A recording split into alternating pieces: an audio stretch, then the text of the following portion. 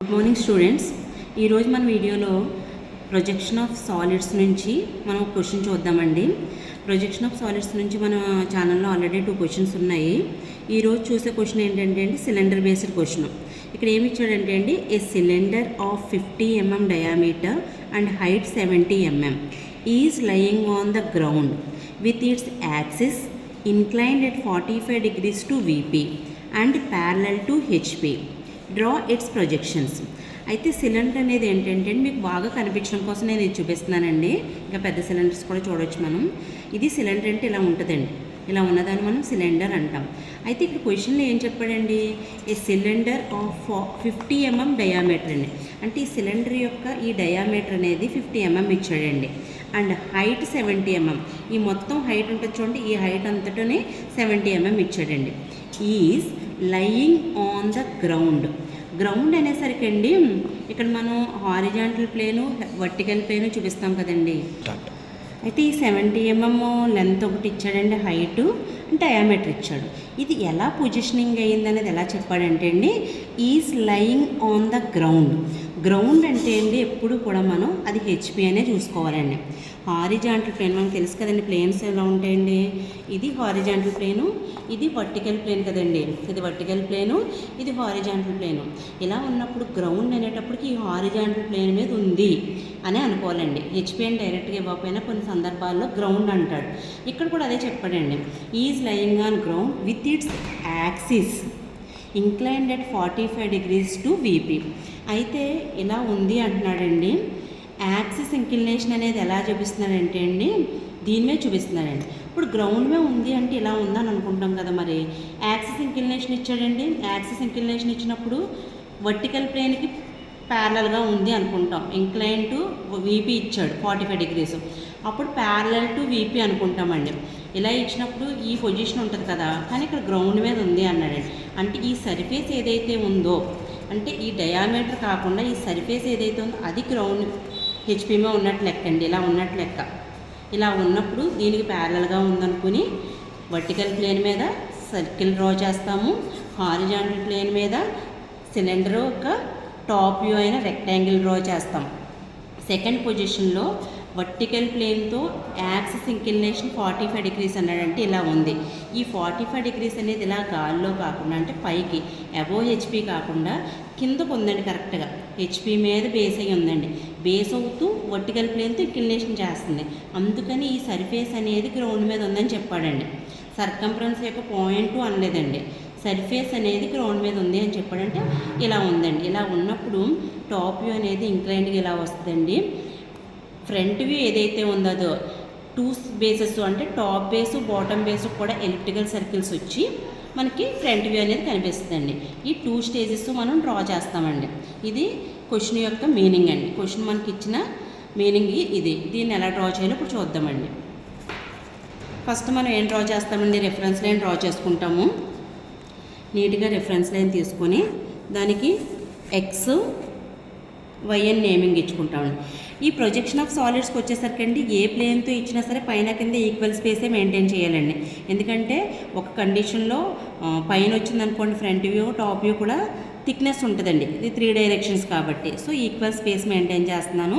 మనకి వర్టికల్ ప్లేన్కి ఇంక్లినేషన్ ఇచ్చాడు కాబట్టి మనం వర్టికల్ ప్లేన్కి ప్యారలల్గా ఉంది అనుకుంటున్నాం కాబట్టి ఈ యొక్క సర్కిల్ అనేది వర్టికల్ ప్లేన్ మీద పడుతుంది. అంటే అబోవ్ రెఫరెన్స్ లైన్ అండి. రెఫరెన్స్ లైన్ కంటే పైన పడుతుంది. డయామీటర్ ఎంత ఇచ్చాడండి, 50 mm ఇచ్చాడు. అంటే రేడియస్ 25 mm రేడియస్ అండి. ఇక్కడ మనకి above HP, in front of VP లాంటి కండిషన్స్ ఇవ్వలేదు కాబట్టి మనం సూటబుల్గా ఉండేలా చూసుకొని డ్రా చేసుకుంటే సరిపోతుందండి. సో 25 రేడియస్ తీసుకున్నానండి. 25 రేడియస్ తీసుకొని మనం ఫ్రంట్ వ్యూలో సర్కిల్ డ్రా చేసుకుంటున్నామండి.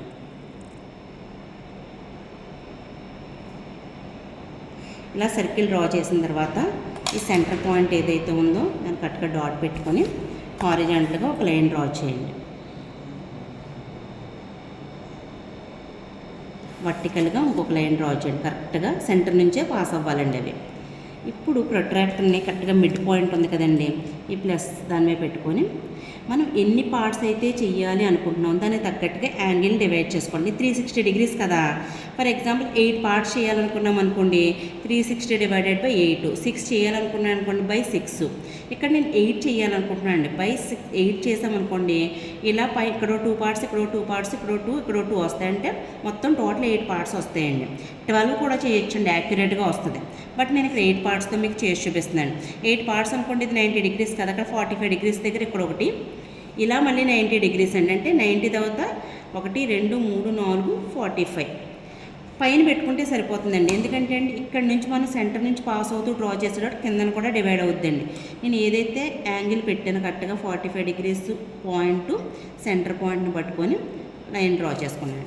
ఇక్కడ కూడా మనం 45 degrees ఒక పాయింట్ వచ్చింది కదా, దీన్ని సెంటర్తో కరెక్ట్గా పెట్టుకోవాలండి. ఇలా పెట్టుకొని వీటికి నేమింగ్ ఇస్తామండి. సాలిడ్స్ వచ్చేసరికి అండి ఆల్ఫా న్యూమరిక్ ఇస్తామండి. ఒక బేస్కి, అంటే ఈ బేస్కి ఆల్ఫాబెట్స్ ఇచ్చామనుకోండి, ఈ యొక్క సర్కిల్కి, ఈ కిందనున్న సర్కిల్కి న్యూమరికల్ ఇస్తాం. ఇక్కడ న్యూమరికల్ ఇచ్చామనుకోండి, ఇక్కడ ఆల్ఫాబెట్స్ ఇస్తాం. మన ఇష్టం ఎలా అయినా ఇచ్చుకోవచ్చు, కాకపోతే అర్థమయ్యేలా చూసుకోవాలండి. అయితే ఇక్కడ 2 బేస్లు ఉన్నట్టే కాబట్టి ఏ బ్రాకెట్లో 1 పెట్టుకుంటున్నాను, B 2, C 3, D 4, E 5, F 6, G 7, H 8. మనకి 8 పార్ట్స్ వచ్చాయి కదండి. ఇది O పాయింట్ అండి, సెంటర్ పాయింట్. అయితే ఇప్పుడు మనకి ఫ్రంట్ వ్యూ సర్కిల్ వచ్చిందంటే అండి, టాప్ వ్యూ ఏం పడుతుందండి, సిలిండర్లో ఇది ఫ్రంట్ వ్యూ అండి. అప్పుడు టాప్ వ్యూ ఏమవుతుందండి, ఇదంతా చూస్తే మనకి 2 dimensional వ్యూలో చూస్తే రెక్టాంగిల్ కనబడుతుందండి. సో ఆ రెక్టాంగిల్ డ్రా చేయడానికి నేను ఏం చేస్తున్నానంటే అండి, మనకు ఆల్రెడీ పార్ట్స్ ఉన్నాయి కదా పైన, అక్కడ నుంచి జస్ట్ ప్రొజెక్షన్స్ కిందకి తీసుకుంటున్నానండి. ప్రొజెక్షన్ లైన్స్ అనేవి లైట్గా ఉండాలండి, డార్క్గా డ్రా చేయొద్దు. అలాగని మరీ కనిపించకుండా కూడా డ్రా చేయకండి. కరెక్ట్గా ప్రొజెక్షన్ లైన్స్ చక్కగా ప్యారలల్గా రావాలి, వర్టికల్గా ఉండాలండి. అప్పుడే మనకి కింద సిలిండర్ అనేది కరెక్ట్గా వస్తుందండి. ఇటువైపు నుంచి కూడా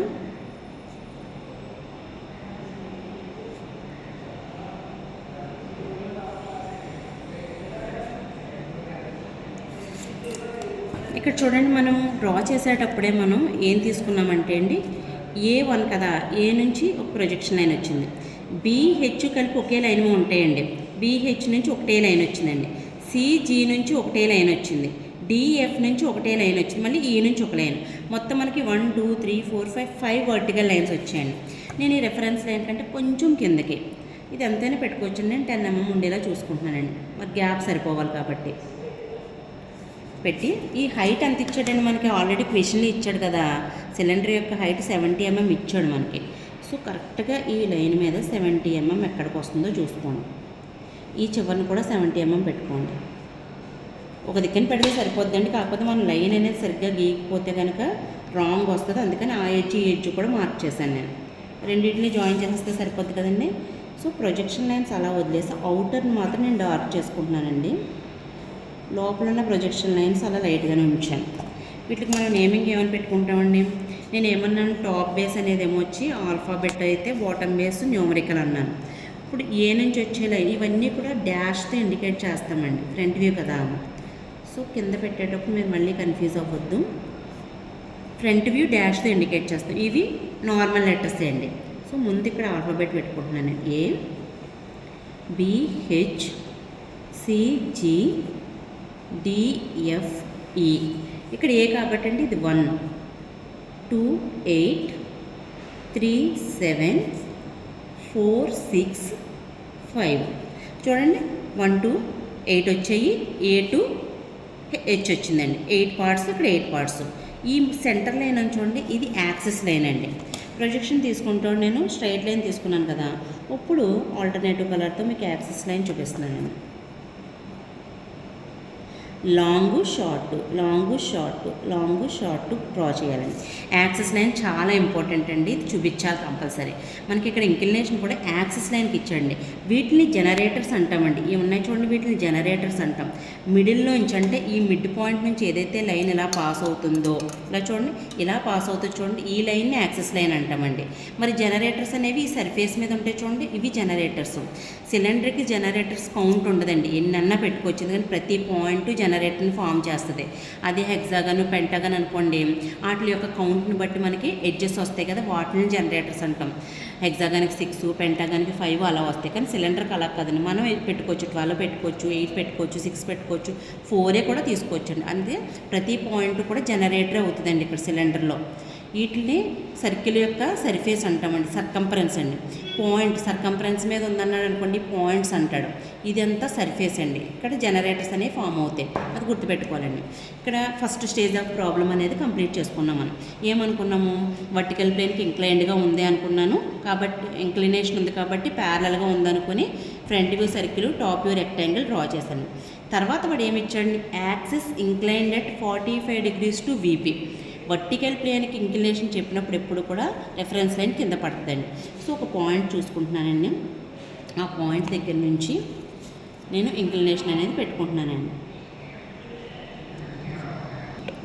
ఈ టాప్ బేస్ ఉంది కదండి, టాప్ బేస్ దగ్గర నుంచి మనం ఇలా కొంచెం ప్లేస్ డ్రా చేసుకొని ఎక్కడ దగ్గర చూడండి, మీరు ఏదో పాయింట్ పెట్టుకోండి. పాయింట్ పెట్టుకుని ఇక్కడ నుంచి మనకి ఎంత యాక్సిస్ ఇంక్లినేషను 45 degrees ఇచ్చాడు కదా, 45 ఇంకోండి ఇక్కడ నుంచి పెట్టుకున్నాను నేను. 0 నుంచి 4 తర్వాత 0.5 అంటే 45.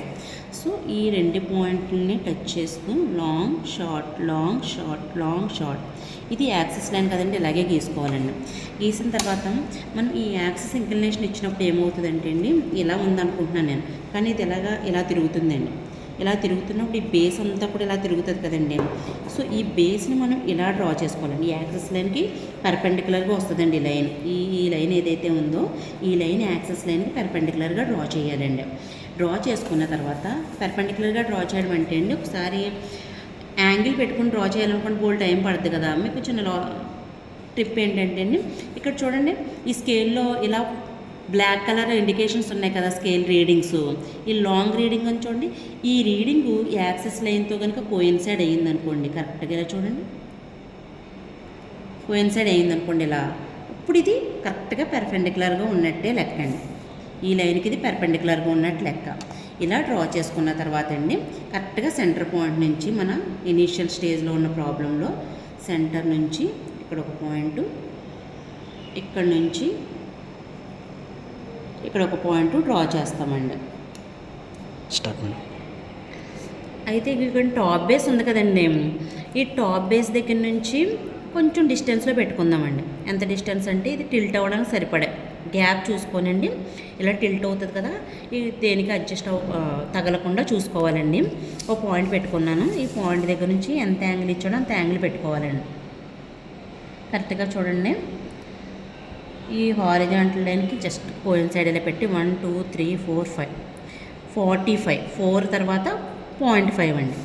ఇక్కడ నుంచి ఈ యాక్సిస్ పాయింట్ దగ్గర నుంచి long short, long short, long short, long short, long short, ఇది యాక్సిస్ లైన్ అండి. మనకి ఇంక్లినేషన్ ఇచ్చిందే యాక్సిస్ లైన్ మీద కదండి.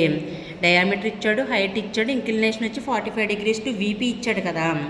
సో ఇంక్లినేషన్ అనేది యాక్సిస్ లైన్ గురించి ఇచ్చాడు కాబట్టి ముందు యాక్సిస్ డ్రా చేశానండి. డ్రా చేసిన తర్వాత మనకి ఏదైతే సిలిండర్ ఉందో ఈ సిలిండరు ఇలా ఉన్నది కాస్త ఇప్పుడు ఎలా తిరుగుతుందండి, ఇలా తిరుగుతుందండి, అంటే ఇలా తిరుగుతుంది. సో ఇలా తిరిగినప్పుడు ఈ బేస్ ఏదైతే ఉందో టాప్ బేసు బాటమ్ బేసు కూడా రొటేట్ అవుతాయి కదండి. ఆ రొటేట్ అయినప్పుడు ఈ హారిజాంటల్ లైన్ కాస్త ఇలా రొటేట్ అవుతుందండి. ఆ రొటేషన్ అనేది ఎలా పెట్టాలంటే అండి, ఇప్పుడు యాక్సిస్ ఉంది కదా, ఈ లైన్ ఉందా, ఈ లైన్కి బేస్ చూడండి ఇలా 90 degrees ఉందండి మధ్యలో, ఇక్కడ కూడా అలా రావాలండి. అలా రావాలంటే అయితే యాంగిల్ అయినా పెట్టుకోవాలి, లేదంటే ఈ యాక్సిస్ లైన్కి స్కేల్లో లాంగ్ లైన్ ఉంది కదా, బ్లాక్ లైను, ఈ లైన్ కరెక్ట్గా యాక్సిస్ లైన్కి ఎలా కోయిన్సైడ్ అయ్యింది అనుకోండి, చూడండి పర్ఫెక్ట్గా ఇలా కోయిన్సైడ్ ఇలా చేసుకోండి. చేసి ఇక్కడ నుంచి హారిజాంటల్గా 50 mm ఉంటుంది కదా డయామీటర్. సో ఇక్కడ నుంచి 5 1 2 ఇక్కడ వరకు పెట్టేసుకున్నా సరిపోతుందండి. కరెక్ట్గా డ్రా చేయాలి అనుకుంటే 5 1 2 ఇలా పెట్టుకోవచ్చు మనం. లేదా మనకు ఆల్రెడీ కంపాస్ ఉంది కదండి, దీంతో ఈ సెంటర్ పాయింట్ నుంచి కదా చూడండి, ఇక్కడ నుంచి ఒక సైడే తీసుకుంటే కనుక డీకి హెచ్కి ఎంత వచ్చిందండి. ఇక్కడ నుంచి ఈ ఎడ్జ్ ఏకి చివరి పాయింట్కి అండి, చివరి పాయింట్కి వచ్చేసరికి ఎంత వచ్చింది, కరెక్ట్గా సరిపోయింది కదండి. సేమ్ సెంటర్ నుంచి మళ్ళీ డీకి ఎఫ్కి తీసుకొని ఇలా డ్రా చేస్తామండి. డీకి ఎఫ్కి తీసుకున్న తర్వాత ఈ చివరి ముక్కు ఉంది కదండి, డిఎఫ్ నుంచి ఈకి అది ఎంత ఉంటే అంత తీసుకుంటాం. మనకు డయామీటర్ తెలుసు కాబట్టి ఇలా పెట్టుకున్నప్పుడు పాయింట్స్ పెట్టడానికి కంపాస్ యూజ్ చేయాలండి. లేదా డైరెక్ట్గా ఇలా లైన్ కొట్టేసుకుని కంపాస్తో పాయింట్స్ పెట్టేసుకోవచ్చు. పెట్టిన తర్వాత ఇక్కడ నుంచి మనకి ఈ లైన్కి ప్యారలల్గా అండ్ ఈ లైన్కి పెర్పెండిక్యులర్గా ఈ బ్లాక్ లైన్ ఉంది కదా, ఈ లైన్ కరెక్ట్గా చూడండి, ఈ లైన్తో కోయిన్సైడ్ అయిందనుకోండి పెర్పెండిక్యులర్గా వస్తుంది. అది చూసుకుంటే సరిపోతుందండి. లేదా ఈ లైన్కి చక్కగా ప్యారలల్గా పెట్టేసుకోవచ్చు. ఇక్కడ నుంచి 70 కదండి యాక్సిస్ హైటు, కరెక్ట్గా యాక్సిస్ లైన్ మీద 70 దగ్గర ఒక మార్క్ చేసుకుంటున్నాను నేను. ఈ పాయింట్ దగ్గర నుంచి కరెక్ట్గా 50 అంటే 25.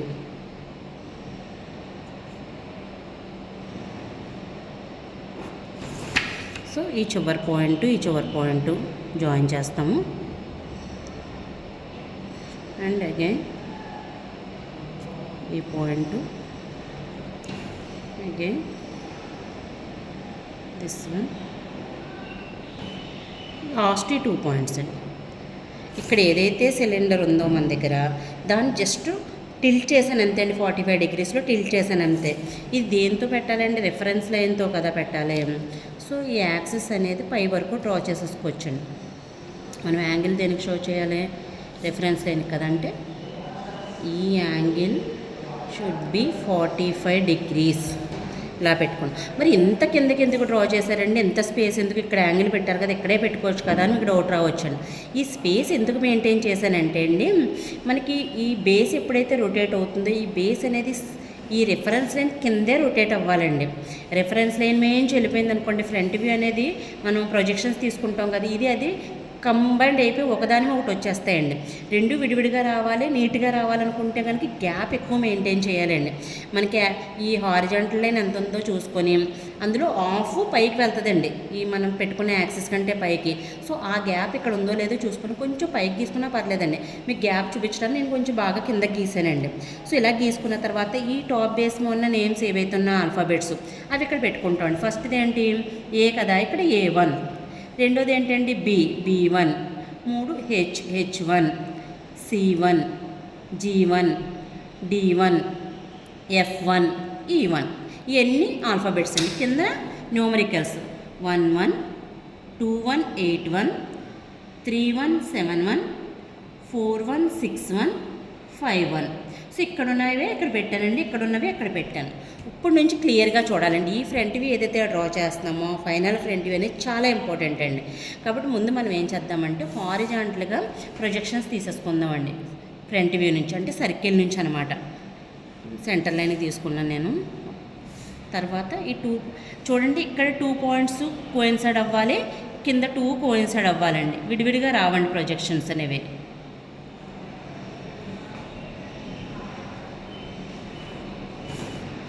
ఈ 2 లైన్స్ కూడా మనకి కోయిన్సైడ్ అయ్యేలా తీసుకుంటామండి. మనం యాంగిల్ పెట్టేటప్పుడు తప్పు పెట్టామనుకోండి అవి కోయిన్సైడ్ అవ్వవు, తప్పుగా వచ్చేస్తాయి. సో ఇవన్నీ హారిజాంటల్ ప్రొజెక్షన్స్. ఇప్పుడు వర్టికల్ ప్రొజెక్షన్స్ ముందు టాప్ బేస్ తీసేసుకుందామండి. ఇక్కడ ఒక ఎలిప్స్ వస్తుంది, అప్పుడు బాటమ్ బేస్ తీసుకుందాం, ఇక్కడ ఇంకొక ఎలిప్స్ వస్తుంది, రెండు జాయిన్ చేయొచ్చండి. ఇప్పుడు టాప్ బేస్ తీసుకునేటప్పుడు చూడండి ముందు లైన్స్ ఉన్నాయి కదా, వాటికి ప్యారలల్గా వచ్చేలా చూసుకోవాలండి. అంటే మనం లైన్స్ డ్రా చేసేటప్పుడు కొంచెం వంకా టెంకర్లు వస్తాయండి. మీరు ఎగ్జామ్లో డ్రా చేసేటప్పుడు డ్రాఫ్టర్ వాడతారు కాబట్టి పెద్ద ప్రాబ్లం ఉండదండి. స్కేల్ కొంచెం మూవ్ చేసేటప్పుడు మాత్రం ఖచ్చితంగా మనకి ప్రాబ్లం అవుతుందండి.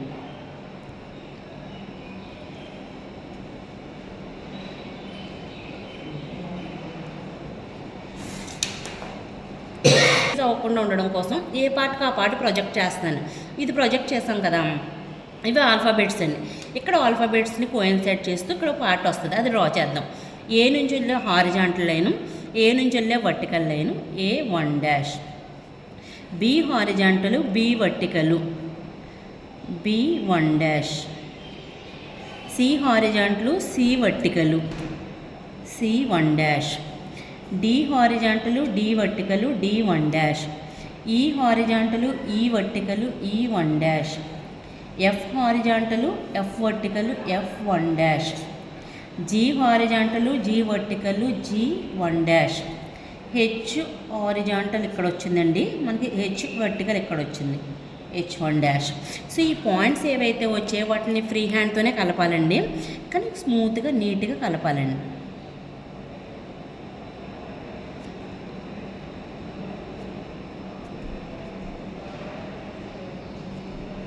స్ట్రైట్ లైన్స్ రావండి సిలిండర్కి, ఎప్పుడు కూడా స్ట్రైట్ లైన్స్ రావు. కొంతమంది స్కేల్ పెట్టి కలిపేస్తారు, అస్సలు అలా కలపకూడదండి. ఇది స్మూత్ కర్వే, అందుకని ఫ్రీ హ్యాండ్తోనే డ్రా చేసుకోవాలండి. ఇక్కడ మనకి టాప్ బేస్ వచ్చేసిందండి, బాటమ్ ఉంది కదా, ఇప్పుడు దాన్ని కూడా ప్రొజెక్ట్ చేసుకుందామండి. బాటమ్ దగ్గర నుంచి నేను 1 దగ్గర నుంచి పాయింట్ తీసుకున్నాను. ఆల్రెడీ మనకి ఇక్కడ లైన్స్ ఉన్నాయి కదా, కొంచెం ప్యారల్గా పెట్టుకుందాం. స్కేల్తో డ్రా చేయడం వల్ల మనకి పక్కకు పోతాయండి. Centre point, 4th point, 5th point. So ఇంకా సరిపోలేదు కదా, కొంచెం ప్రొజెక్ట్ చేసుకుంటే సరిపోతుందండి చివరి వరకు. ఇప్పుడు వీటి పాయింట్ చూద్దాం చూడండి. 1 నుంచి వెళ్ళే వర్టికల్ లైను, 1 నుంచి వచ్చే horizontal line, 1 dash, 2 హారిజాంటలు, 2 vertical, 2 1 dash, 3 vertical, 3 యొక్క హారిజాంటలు, 3 1 డాష్, 4 యొక్క వర్టికల్, 4 యొక్క హారిజాంటలు, 4 1 డాష్, 5 యొక్క వర్టికల్, 5 యొక్క హారిజాంటలు, 5 1 dash, 6 vertical, 6 హారిజాంటలు, 6 1 dash, 7 vertical, 7 హారిజాంటలు, 7 1 dash, 8 vertical, 8 హారిజాంటలు, 8 1 dash. 1 2 3 4 5 6 7 8 పాయింట్సే కదండి మనవి, 8 వచ్చాయి. సో 8 పాయింట్స్ని జాయిన్ చేసుకుంటూ ఇక్కడ స్మూత్ కర్వ్ అనేది డ్రా చేసుకుంటామండి.